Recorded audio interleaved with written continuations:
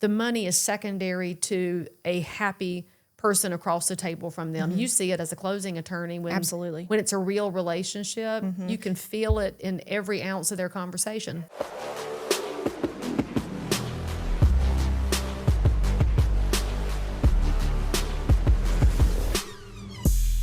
Hey everybody, welcome back to The Real Estate Show. I'm Tiffany Weber, a real estate attorney in Mooresville, North Carolina, with another office in Huntersville, North Carolina.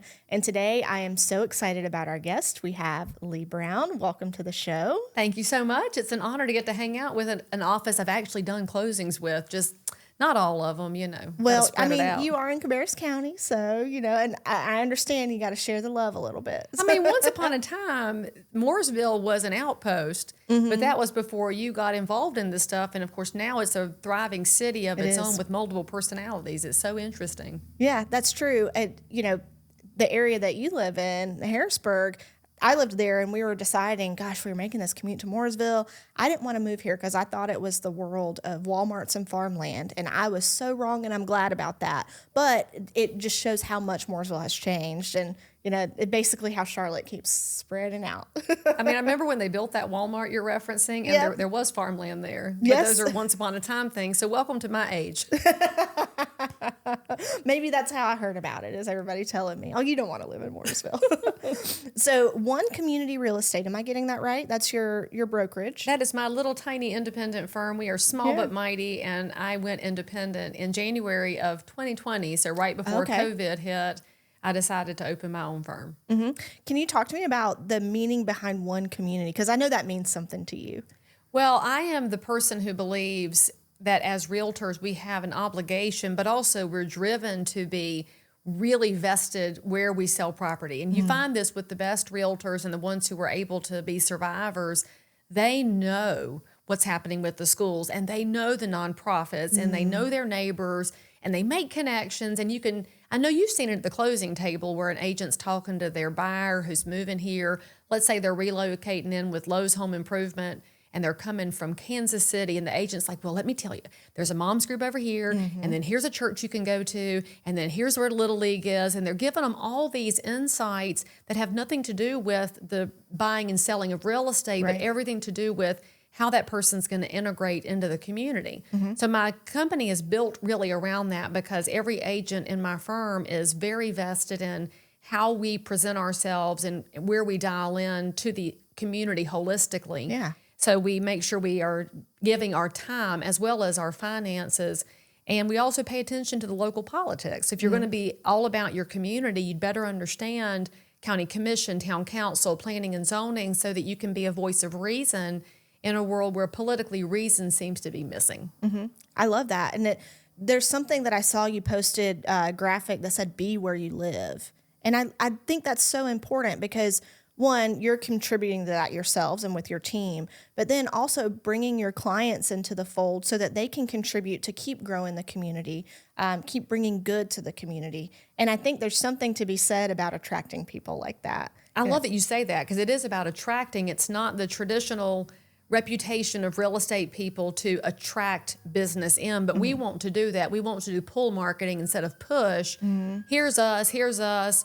Shiny, shiny, braggy, braggy. Yeah. We'd rather say, look, here's who the community is. Here's how you may fit into this. And by the way, if this isn't for you, then we'll talk to you about the other communities, because they all have a different personality. Just like we started off with our kind of joking about Mooresville, but 25 years ago, there was one Mooresville, really, the old downtown, and New Mooresville was starting to come up as Lake Norman really changed its personality from weekend cinder block cabins to multi-million-dollar homes. And then you look at just 150 going across Lake Norman, where you have pretty much every box that's ever been thought of on the left-hand side as you come off of 77. So on the west side, if you go east into downtown Mooresville, you get a whole different feel. You do. And neither one is bad or good. They're just different. And that's one of the beauties of real estate. As we help people dial in, we want to know how they can contribute. So what matters to them, what are their values, and it's so much fun when you see it happen. But when I talk about being where you live, it's also this reality that a lot of realtors forget to put in their marketing that they're humans. And they forget to acknowledge that they're at some point going to be at the grocery store looking like they just rolled out of bed or like they just got hit by a truck, because all you need is a gallon of milk. Yep. And you're always going to run into somebody you know, but they forget that there's a real connectivity to that when you are accessible, even when you're off the clock. Yeah, yeah. That's that makes me think of something that, like, when I was looking at your Instagram feed, I think that you do this exceptionally well, and that you don't put yourself in a box, and that you show yourself in all aspects of your life. So you could be finishing up a run, you could be at your kitchen table, looking up things on the market, but you show that this is who I am, this is who you are going to deal with when you get to me. It's not always me and my Sunday best. I might run into you at the grocery store after I just finished going for a run, but I'm still that same person that can give you value and wants to bring you into the fold of the community. And I like that you are trying to teach other people to do the same thing. Well, I think they forget. I mean, real estate is so hard. It is such a hard business. It's hard to survive. It's hard to figure out where the best knowledge is. It's hard to know what to say. It's hard to know how to connect to people. The rules change. The general statutes change. The consumer behaviors change. And realtors put themselves into this whole, I'm perfect, everything's good, it's always a good time to buy or sell, this is great, This is great, I'm number one, I don't know what else to say. And they forget that they would be given so much grace if they just said, hey, I don't know what to do either in light of, say, the settlements, but I'm here and we're going to figure it out. And it's no different than bringing a baby home from the hospital. Do y'all remember when you brought your baby home and you're in the car driving really slowly thinking they gave us let this us kid. drive her home? We don't have any experience. I didn't get a license for this. I mean, are we okay to drive? I mean, I don't have a manual, and you just figure it out. And every parent figures it out in a different way, which is the same thing in real estate. All of your successful realtors figure it out in their own time and in a different way. And if I just look at the things that top realtors and surviving realtors have in common, it's that they learn how to embrace how they do the business and who they are, which goes back to attracting the part of the market that's going to be drawn to that. And it's not the whole market. So the secret is when you realize you don't actually have to be everything to all people, life gets so much more enjoyable. I feel like I just found one of my people here, because that's something we really strongly believe in, is that one, you can't serve everyone. It's impossible. Heavens. I don't want to. Right. Some of them are awful. They belong Some to somebody people else. might want to, but I don't want to. But you find the people that you enjoy doing business with, that you feel proud to have worked with, and then guess what? Those people know people like them, and they refer them to you, and so on and so forth. But I got so excited because you were dropping knowledge bombs that I haven't even asked you to take it back just a little bit and tell me how you got involved in real estate to begin with. Well, you seem like you could have done anything, so you chose I've done specifically. a lot of things.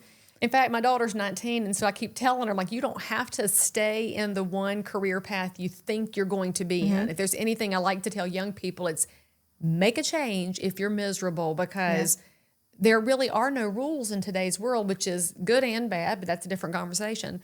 So I grew up as the child of a realtor. My dad got into the business in 1978 after he was trying to figure out where he belonged. My mother worked at WBTV, which is our big Channel 3 news station. She was a manager there. So she worked normal hours, and here's my dad trying to figure out where he belonged. Well, man, he was a duck in water when he found real estate.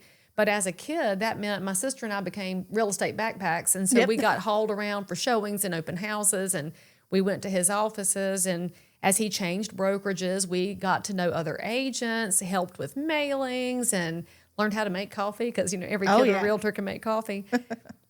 So as usual, I said, I want nothing to do with this. Never would I want to be in this awful business. This is terrible, because I saw my dad working all the time. Yeah. And that was in an era before smartphones and before answering machines and before voicemail and caller ID. So my dad literally had to jump when the phone rang. And I didn't want that. So I went to college. And like many kids from North Carolina, I wanted to get away. So I went to Florida State on a scholarship for music, and found out that if you're good in Concord, that's certainly not the same thing as being good at a top music school. So I had a big old slice of humble pie there. And I came back and finished at Chapel Hill, got my business degree, and didn't know what to do with myself, but I had bartended to pay for school and just became a bar manager. In fact, at Exit 25, which you know to be the heart of Huntersville now, Yes. when that exit was constructed, the first thing there was that Chili's. And I was one of Okay. the bartenders, and then a bar manager at that Chili's. And in fact, I remember watching the Target get built. And Oh, my goodness. there was an old Cashin's over there. And that's literally how old I am. And Lincoln County was dry then. So for any of your viewers and wow. listeners who know this area, people from Lincoln County came over to my bar to visit me. Yes. Because that's where they could get something on the adult beverage side. But because I didn't really want to make a career out of bartending, one of my regulars hired me to become a stockbroker. And so I Okay. got hired by Prudential, which has been rolled up multiple times since then. And I went to live in Manhattan, and I worked at One Seaport Plaza, had Wow. cocktails at Windows on the World on every Wednesday. My goodness. colleagues and I would go there to pick up clients and for stockbroking, that kind of clients. Yes. And so we would work 18-hour days. I look back at that and I'm glad I was young, because you can't do that as a normal person. And then I hated seeing the side of people that I saw when I dealt with their money.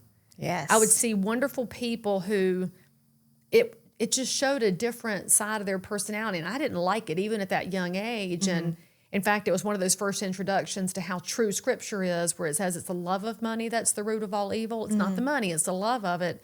And man, people will just say things they probably wouldn't have said in any other context, and I didn't like it. And so I jumped there to Husqvarna, whose North American headquarters are here in Charlotte, and that is premium chainsaws, weed trimmers, and lawnmowers. And so they hired me very quickly and trained me in inside sales, and I became the only woman on the sales force. Oh, wow. So from Charlotte, I got sent to Iowa, and I love to tell people that I've been in all of Iowa's 99 counties, and I wasn't even running for president. That's a There's good my one. joke. It only works in a presidential year, honestly. They sent me from there to Texas, and I really enjoyed my time in Texas, and then they were going to move me again. I said, I don't want to move every year. My boss said, well, that's what you're going to do. And I said, well, no, that's not what I'm going to do. And I was talking to my parents, and Daddy said, just come back and do real estate. And at that point, I'm thinking, I've been a bar manager, I've sold stocks and bonds and chainsaws.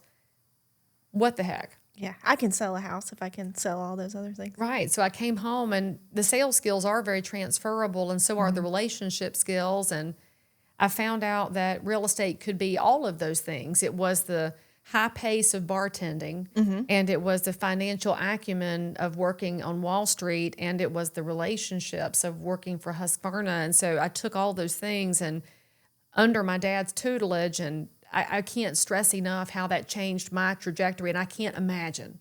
No part of me understands how a fresh face gets in real estate and survives without somebody like my dad to really mentor them and turn them into an apprentice. And my dad trained me up and down and sideways before he would allow me to talk to anybody in the public.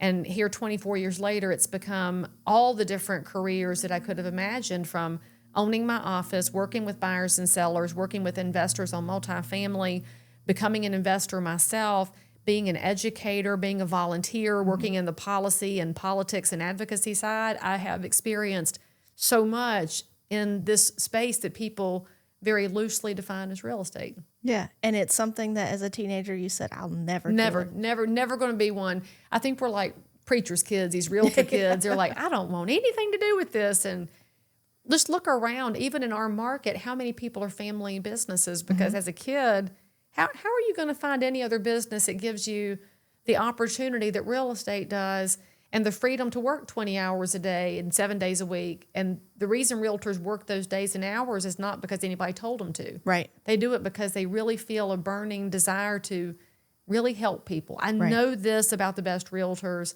The money is secondary to a happy person across the table from them. You see it as a closing attorney when Absolutely. when it's a real relationship. You can feel it in every ounce of their conversation. Yeah, it's the understanding of the concept of being a fiduciary, of holding your client's best interest above your own. And that is a sacrificial type of job. I'm in a role like that myself, where it is, doesn't not always the most fun. But you could make a lot more money if you did bankruptcy. Yeah, but would you get nearly as much enjoyment? Goodness, no. Goodness, no.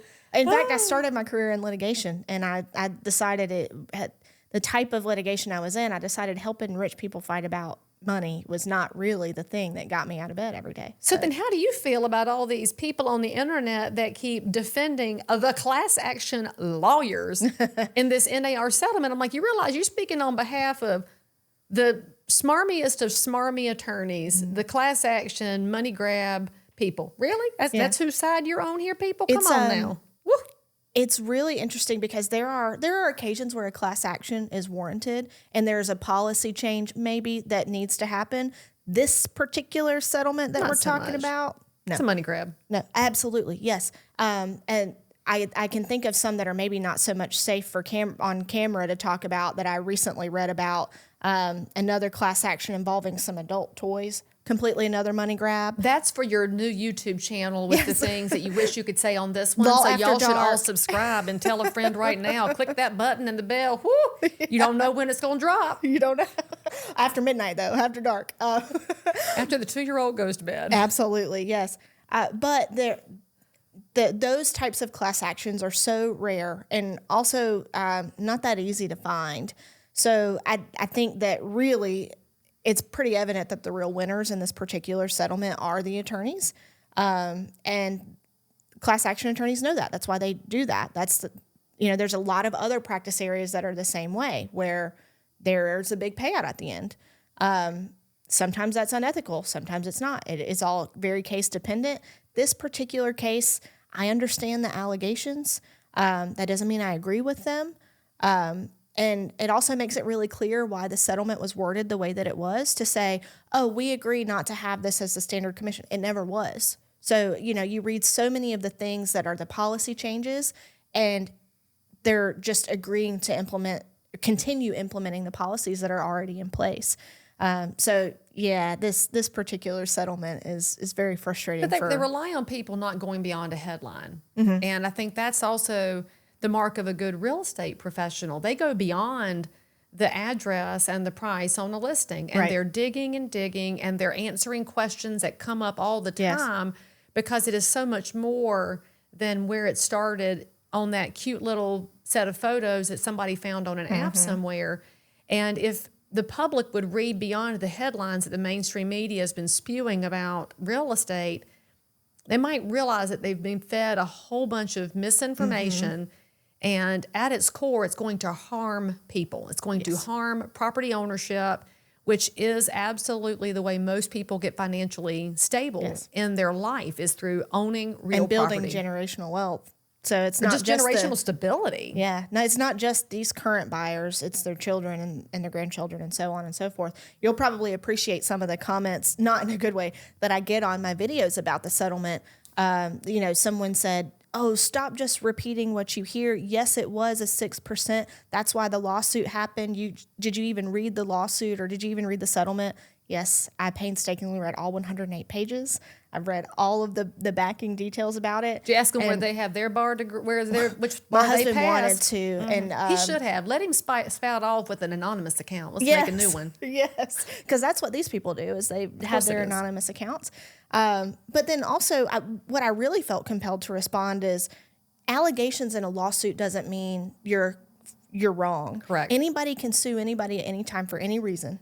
And it doesn't mean they're going to win. It doesn't mean what they've said in the lawsuit is true. So yes, the allegations in the lawsuit are that this was a conspiracy to set commissions at 6%. The settlement itself reads that nobody is admitting any sort of wrongdoing in here. In fact, they're vehemently denying the allegations. But in the interest of not continuing on this big, giant lawsuit and spending all of these funds and potentially maybe running out of money trying to defend against wrongful accusations, they've decided this is in the best interest to just get it done. So I would hate for that person who commented, did you even read the lawsuit? That's what the allegation said. Well, heaven forbid you're ever sued and someone alleges false things against you, because by your logic, well, they're right, So it's like people just don't really, if it's not what they want to hear, they're going to be very upset. Oh, they're in their thought silos, but I just would like to know, from an empirical data standpoint, of the people that are commenting on every article, every video about this, how many of them are owners and how many are renters? How many live in the Acela corridor, which, if you're not a political super nerd, that is from D.C. up to New York. And so that's where all your little train class hang out. Well, they don't understand Mooresville, Right. which I can use that as a classic example of what their failure is to understand the depth of the process here. If someone wants to buy a property in Mooresville, it is entirely different if you're in Mooresville graded schools versus Iredell County schools. It is different if you're in Old Mooresville versus New Mooresville, and maybe you're out towards Sherrills Ford, or maybe you're in Troutman, maybe you're in the unincorporated part of the county, and it's that relationship with the realtor that digs into all of those things long before they ever even approach getting paid. Right. Because all of the work the realtors do, well, not all of it, I'd say the lion's share of the education process happens prior to the opportunity to get compensated at all. Right. And then they find out, well, there definitely is no set number because it's all over the place and has been my whole 24 years. We have had compression on commissions. They've been literally all over the place because it's just different from area to area and agent to agent. But it's worked because it's been transparent. Right. And it's been good for people. And so for all of the commenters that are out there, I just don't know that they've been in a marketplace or been active in the marketplace to the point where they experienced anything. Or if they're just commenting off the cuff because they watched some stupid crap like $1 Million Listing, which I think has hurt the profession more than anything else, is HGTV, editing it down to make it look easy. Right. Flashing commission dollars on the screen at the end, which are completely irrelevant to anything that happens in this market. Meanwhile, to go on the show, you have to have already been under contract on the house, you know? Well, when my people were on House Hunters, or I think it was House Hunters we were on, you know, they show them 3 houses. They always buy the middle one. Well, they had been closed for 6 months. And so to do the show, they had to move all their stuff out. Oh my gosh. And then we had to tour the house and, oh my, look at this, and pretend like it was us looking at it. And then they moved their stuff back in for the outro to the show. Oh, this is the one we picked. And Yeah, that's they wild. didn't get compensated for that. They got to be on TV and have a viewing party. And then we had to tell the other 2 houses, hey, we're not really doing a showing here. We want to film in your house so that we can not let you get picked. And I felt so bad. I was thinking, I hope they sell before this episode airs. Because otherwise they're going to look hear like all the a big reasons why loser. we didn't pick, you know? Something you said about the commissions being compressed and how they're, you know, if you just look at the real data, that it's not actually 6% standard. I think about the 10,000 closing statements I reviewed. I could tell you based on that, like if we were to distill that down, that agents are not being paid the same amount on the same closing. Hardly ever is it 6%. It's not 50-50 always? No. There are alternative fee arrangements. People can and they are negotiating this. So this is not something that, you know, I don't doubt that there's probably some market somewhere where there has been, you know, no, this is what we do. And if you want to be able to sell or you want to work with me, this is what we're doing. But that's true in any profession. And it should be allowed. That's called the free market. Yes, it is. One of the testimony that drove me crazy, and I was reading the transcripts from the trial and from the courtroom, and I'm sure you read them too. The one plaintiff who talked about interviewing her agent, and the agent offered 5 different plans. You could have all these different fees, different values and benefits. Which one do you want? And she said, well, I want to pay less than the cheapest. And the agent said, no. So the plaintiff went ahead and signed the paperwork. Now, if I use my logical skills, if you weren't willing to pay her lowest possible fee, you could have said, thank you so much, I'm moving on. Because there are other options in the marketplace. No legal requirement for you to sign with this agent. She wanted that agent. She wanted that company's marketing. She wanted that company's brand, but she didn't want to pay their price, but she did. And now she just wants her money back because some lawyer told her she paid too much. Well, where is our sense of personal responsibility for you contractually agreed to pay this? Yeah. Well, we have to go down that rabbit hole about how contractual obligations are being wiped out in the current political climate we're in to satisfy voter groups. And what is going on here is an assault on professional freedom to set a fee. And some agents do want to negotiate, some don't. Well, good. That means there's a different fit for different consumers like we talked about before. I mean, it's the same thing with closing attorneys. If you don't like the fee that our firm charges, there are 11 other closing attorneys just on Williamson Road alone, that perhaps that would be a better fit for you. You don't have to use me. I hope that you choose to, because you believe that the value we provide is in line with the what we charge. But if you don't, there are other options. There's no gun to the head here. But we tell our clients, here's a list of attorneys we trust, and we can give you our suggestion, or you can pick one, because we always want to give them as many options as possible. And some say, I want the cheapest. And I say, all right. So just so you know, this one is the least expensive option. However, they also have fewer staff, so it's harder to get the paralegal on the phone or on email. But as long as you're okay with those trade-offs, that's what we're going to get. And then the other attorneys, I can tell them all day long, there is always a service correlation with the price being charged. And when I have And if there's not, the price won't stay the price for long. No, I have a high maintenance client, let's just say engineers and accountants, because I'm married to an engineer, so I can talk smack about that people group. They are very high maintenance. They want to read everything multiple times. They want to ask lots and lots of questions. Yes. Well, I need to make sure that there is an attorney I can get a hold of prior to the closing table.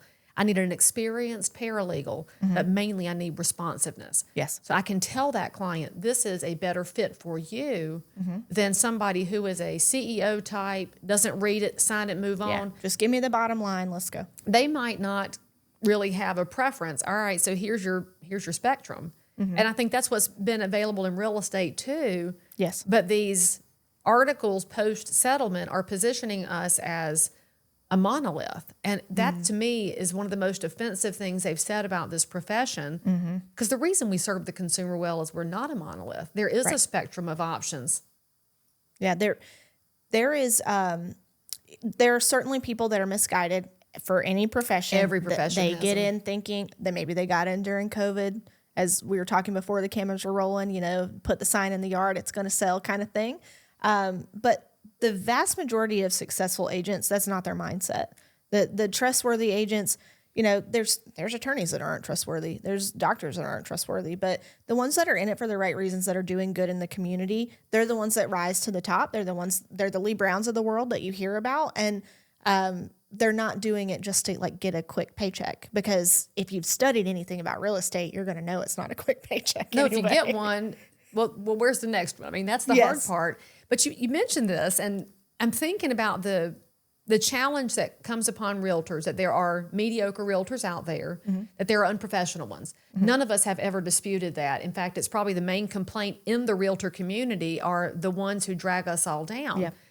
I had a commenter on one of my tweets, and he was rumbling on about how awful his agent was and how unethical. And they did this wrong. They did this wrong.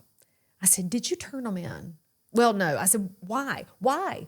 All we have ever asked as the other realtors out there is turn in the bad apples. How are we supposed to police when we don't know somebody is being unethical and they're incompetent and they have no knowledge? And he said, I didn't have the time. And I said, but you had the time to respond on this tweet. It's the same amount of time. You could click. I mean, Yeah. the Real Estate Commission has an online submission process. And yes, you're going to have to type into it. But you just did anyway. So But you rather complain in a public forum than Where make nothing can be make a done. direct address to the issue that you had that reflects poorly on me, apparently, because you're attacking my perspective when I'm trying to defend my people, my realtors.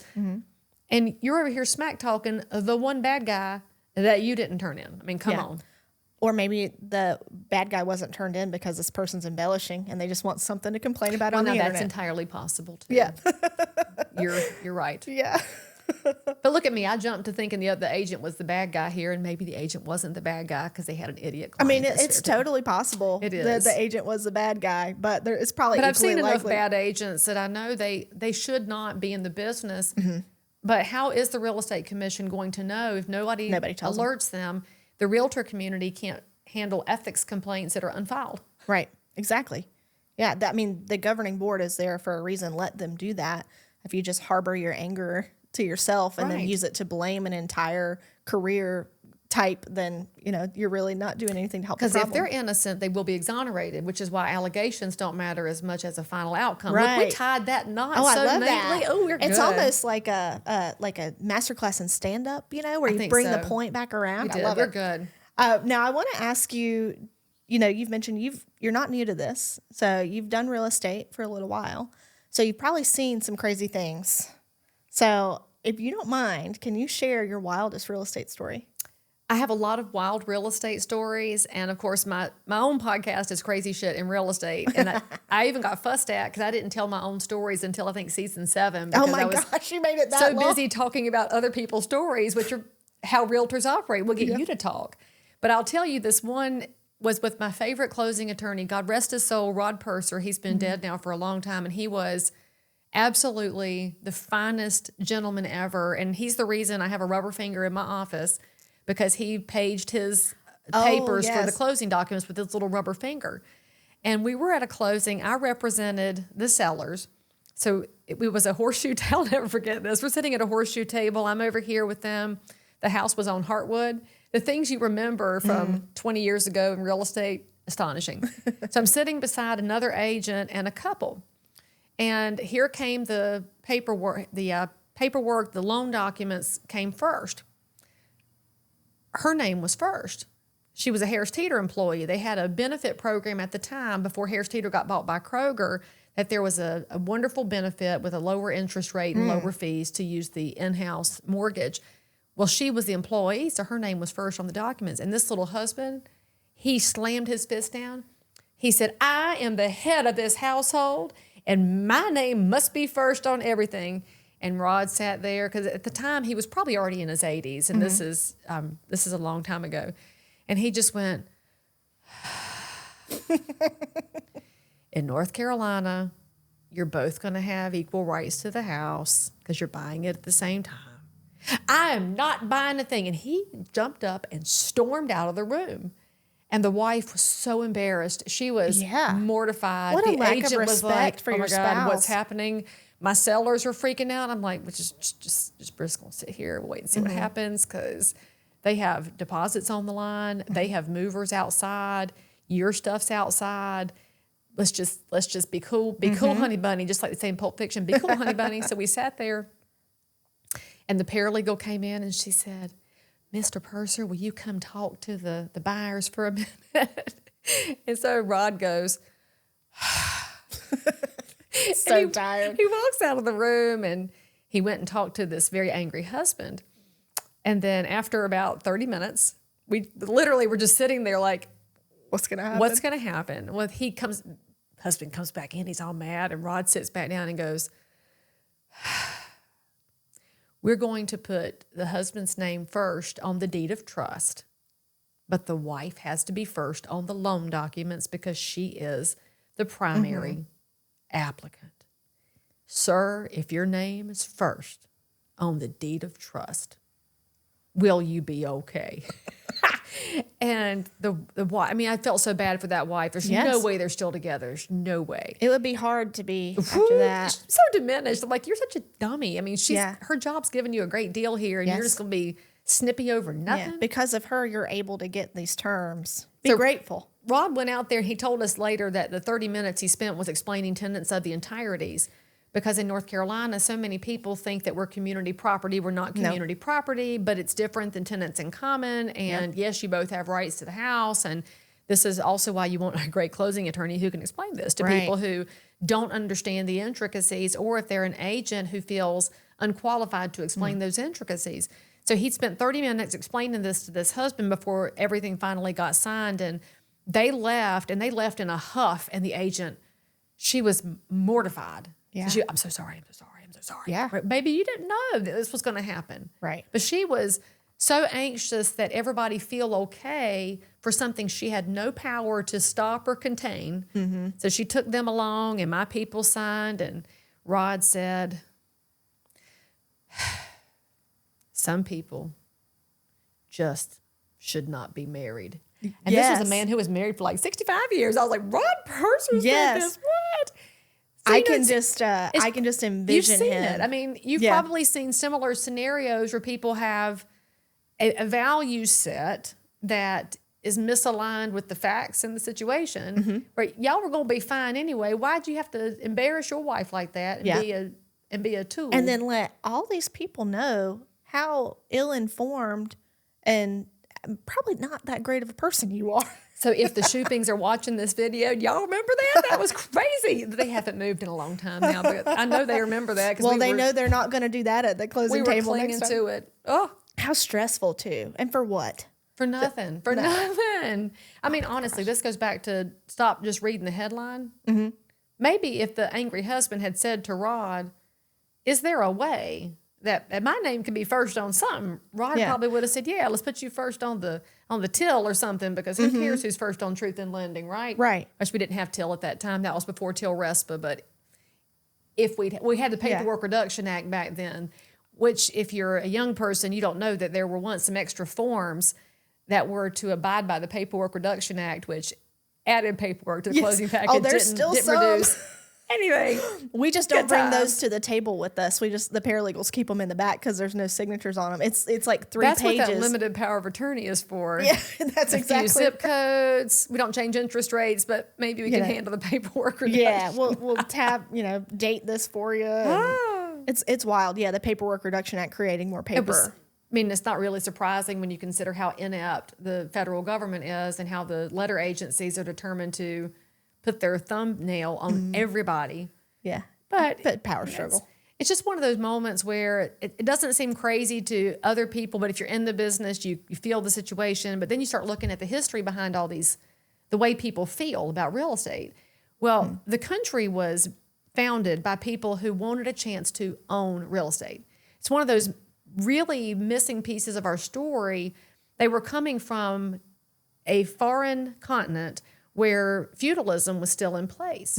And the only people who could own property were the landed gentry, the landed nobility, and they were called landed because they could own land. Everybody else was peasants and serfs.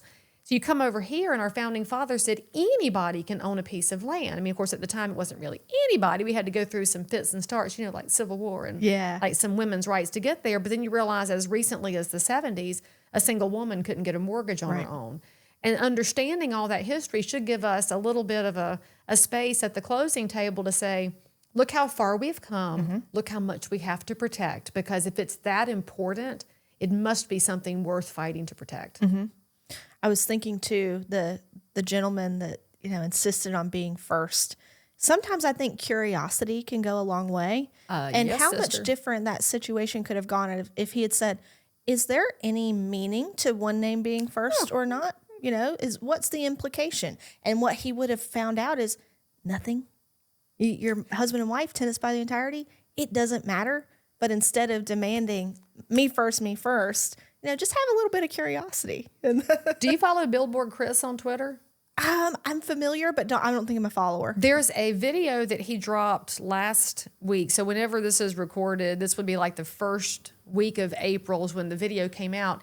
And it addresses the fact that no matter where you are in the political spectrum, if you lack curiosity, you can become so vitriolic because you're not asking questions of the other party, the other side, figuring out different viewpoints so that we can learn how to sit down together and even disagree about things. Because you can disagree at a closing table. We could fight about curtain rods, which the seller was convinced they weren't fixtures, even though the contract paperwork says they're fixtures, and the buyer says, "I'm only buying the house because of the curtain rods." Sure. When in reality, you weren't buying the house for that. But if there were a little more curiosity and a little less, I'm right and you're wrong, you can solve it faster and with less animosity. And frankly, then everybody leaves in a better place. Oh, yes. I think that's true of becoming better at your profession, too. When I'm training new people, they're like, "Well, how did you learn this?" From being curious. I wondered, why is it this way? Or is there a better way to do it? Just asking questions. And when you were talking about how you had that mentorship from your father, my late law partner, I got the benefit of mentorship under him. And it was like this concentrated, just, you're going to learn it all, and I'm going to put you through your paces, and then I'll be able to unleash you on the world.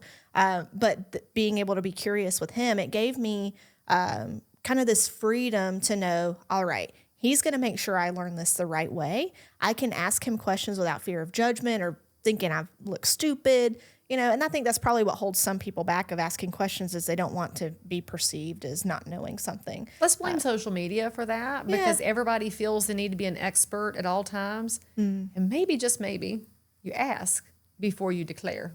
Yeah. Wild and crazy idea. I endorse that message. Lee Brown for social media president. No, I would ban all of it. You don't want that probably because, I make a living on social media. I could totally wipe it all out. I feel the same way. Damaged us so much. Yeah, I participate for the sake of business.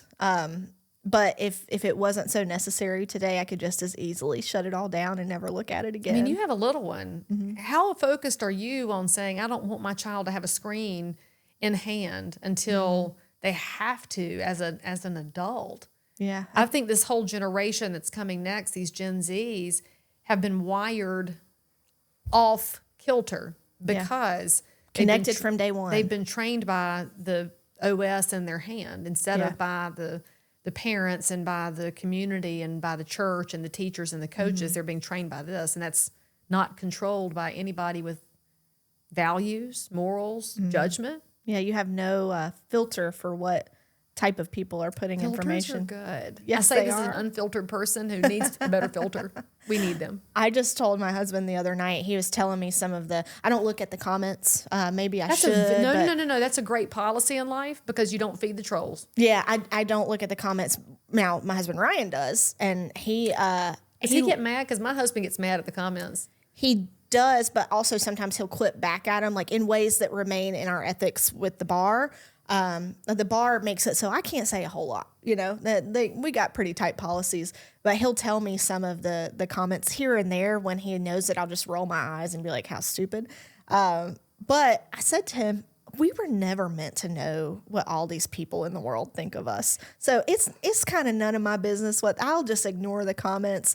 I was never meant to know. Like we had the settlement video had, like crazy views on it, or, we'll have videos that'll like blow up from time to time. Like, I was never meant to know what those 500,000 people or whatever they are. I don't need to. I'm good. I'll stay with my little circle, and what they think of me matters the most. So it can, you're someone that has a lot of social media influence. So I'm sure you deal with that too, of like what they think of me and what they said about me doesn't really matter so much. It does expose, though, why social media can be so damaging, because you may have 1,000 positive comments, 1,000 high fives, and then one negative, nasty troll anonymous account, and you wear it. You're like, oh, could I have said it differently? Yes. Is he right? Does my hair really look that bad today? Because people are so hateful. They're so critical, yeah. And then I realized that person is speaking out about something they have no knowledge of, or they're paid to do it because there are paid bots out there, or they just are having a really bad day and they want to take it out on somebody, or they failed as a realtor and want to take it out on those of us that have survived. It's just an unhealthy environment, but your clip is definitely that it shouldn't affect you what somebody else thinks. But back to the views you got on that video, I think it's actually an affirmation of how much curiosity people have in real estate. Yeah. Realtors were hungry desperate for knowledge. Tell me more. I want to know more. I want to understand more. When I dropped my video on Friday night and 300,000 people watch it, it's because they are anxious. Hungry and for when people knowledge. are anxious, it's because they don't know that what they heard was accurate. They don't know that what they are experiencing is accurate. Is the consumer right? Are the comments right? What's right and what's wrong? And as you know, with a law degree, if you call 10 different lawyers, of course you're going to get 10 different opinions because they're paid to have different opinions. But there is a thirst for what do we know? Yeah, and is from there a trusted voice. Is there some truth here? And so I'm grateful that you put that information out there. And a lot of agents in this market were like, well, thank heaven, somebody's talking to us in a way that is measured and reasonable and not reactive. Yeah, I think you do this incredibly well. You were talking about agents surviving, and then also some people giving knowledge to other agents. You have a tight-knit team. You do not have to spend your time educating other agents, yet you teach agents what to do with their paycheck when it comes in. You put your own personal time and effort into educating agents that you will never meet. And I just want to know why. Because they're good for their community, wherever they are. And I know this because no matter how social media tells us that we're reaching millions of people, we're not reaching them. You are reaching a finite number of people. In any human condition, we have limited bandwidth for relationship because you have to pour out and you have to be poured into. And for anybody, that's going to be max 200 people. There's research that goes back to the 90s on this. Yeah. Dunbar's number. You know Dunbar's number. You my girl. So, he maxed it at 200, but the average human is probably 150. So I give my realtors 200 because they are relationship focused. But your 200 people, Tiffany, are different than my 200 people. And I worry that in a time when property rights are being assaulted from the federal government, from this globalist agenda, which is real no matter if you think I'm a conspiracy theorist, I'm a coincidence spotter. But if you look at the agenda coming in that says people shouldn't own anything, I can't reach the 150 people around the realtor down the street. One of my favorite realtors, she's a Lake Norman realtor, and it's Kathy Lynch. I love Kathy Lynch. Kathy, yeah. Love her.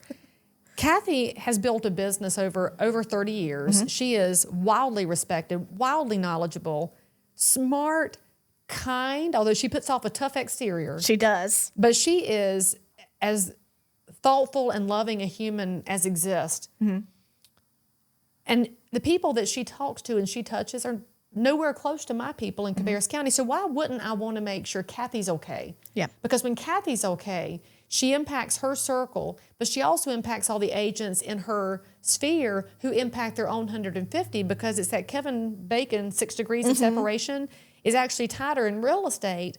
So if I don't share what I have I hurt a consumer in Denver who relied on Kathy because Kathy said, screw this, and gave up on real estate, which she would never do. But there are a lot of agents out there that are retirement age and have said, I'm done with this. Or their spouse makes a good living. They don't have to do this. But their knowledge is strong. Their competence is strong. Their desire to serve is strong. I think that if we each took what we knew and tried to put it out there for somebody else to go benefit the third party we'll never meet, everything would get a little bit better. Because I make a good living. I don't need to sell every house in this market. I've learned that in my 24 years. I was number one in 2009 in the short sale era. I made a lot of money. You can't spend it so much. Right. My husband and I are good. We make a good, stable living. We're not number one, don't need to be. But I need to know that I've spread enough knowledge out there that a whole bunch more number ones can come behind me.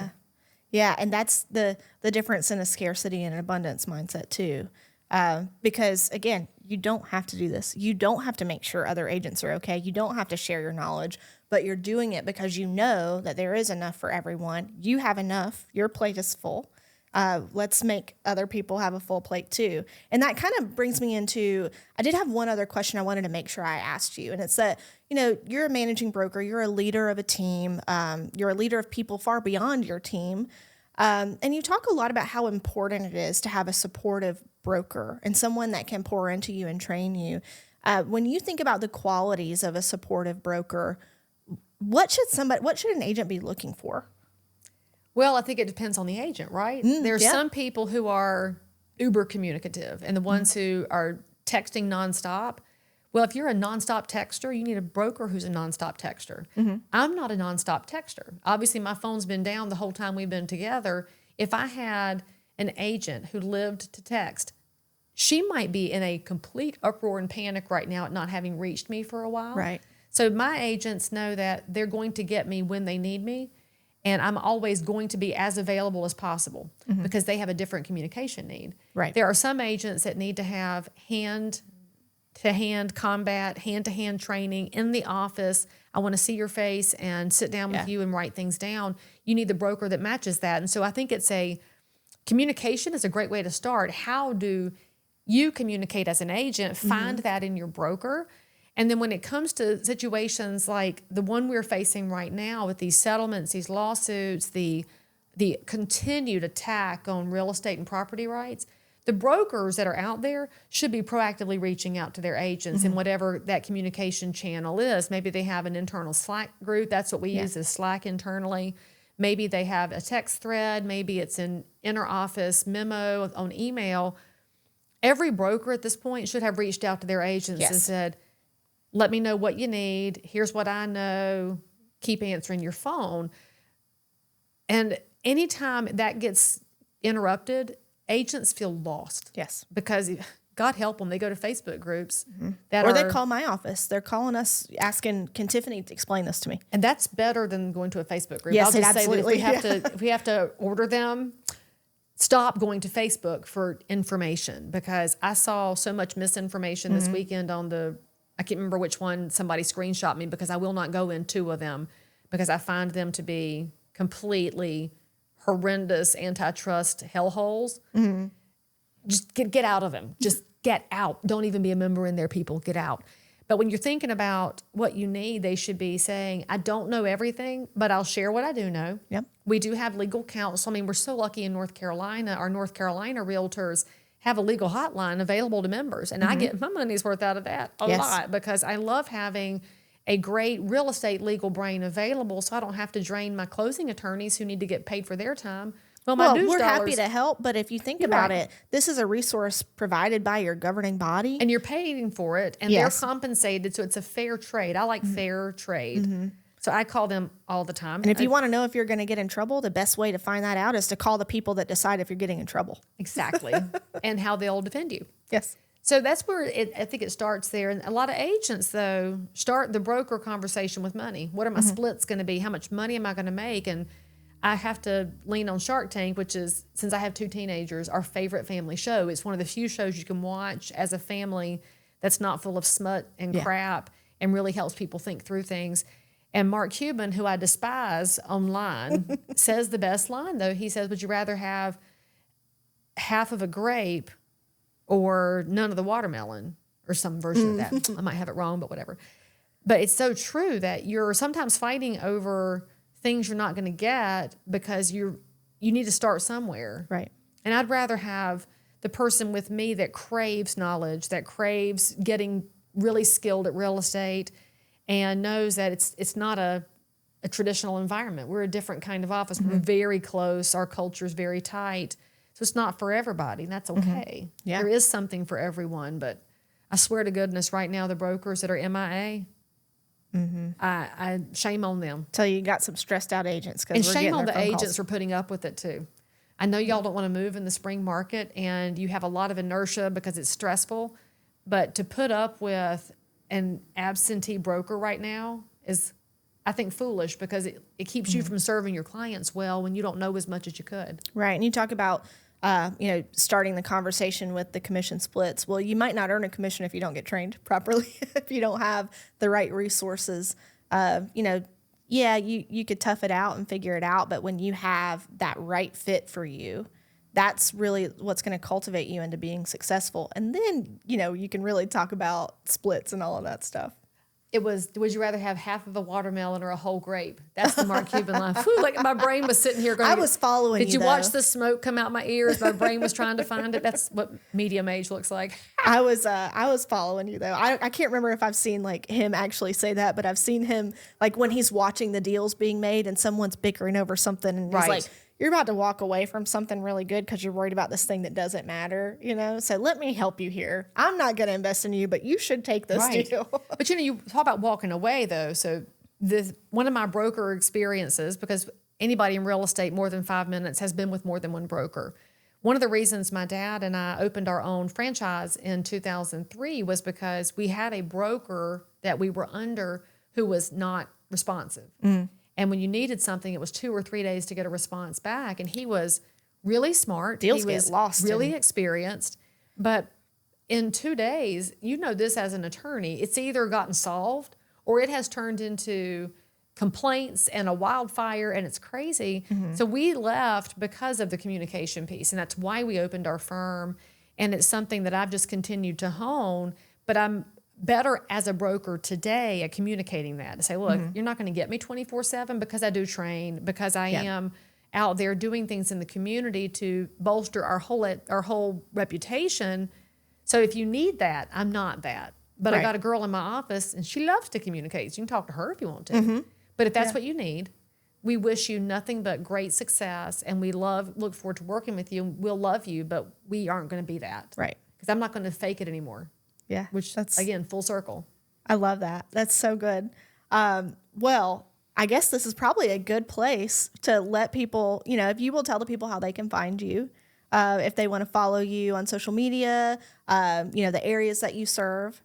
Well, I am in Cabarrus County, so I am primarily Concord, Kannapolis, Harrisburg, Midland, and Mount Pleasant. And although we do serve the ring around Cabarrus County, the older I get, the less far afield I tend to go in my business.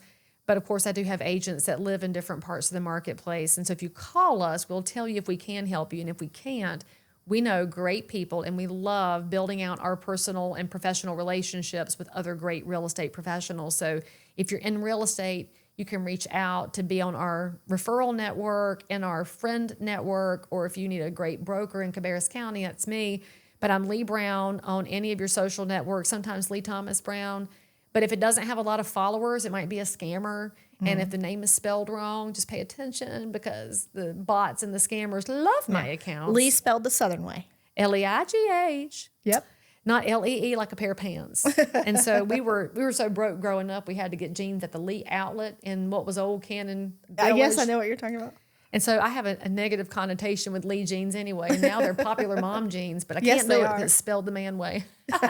I love that. Well, this has been a truly delightful conversation. Thank you so much for taking the time out of your busy day, week, month. You stay busy. So the fact that you took the time to talk with me today means the world, and I've so enjoyed this conversation. Thank you. I appreciate what you're doing to educate and to keep people upbeat and informed. So thank you for that. And y'all give her 5 stars and hit the bell and leave some comments to help her channel grow so that all of us can keep taking care of each other.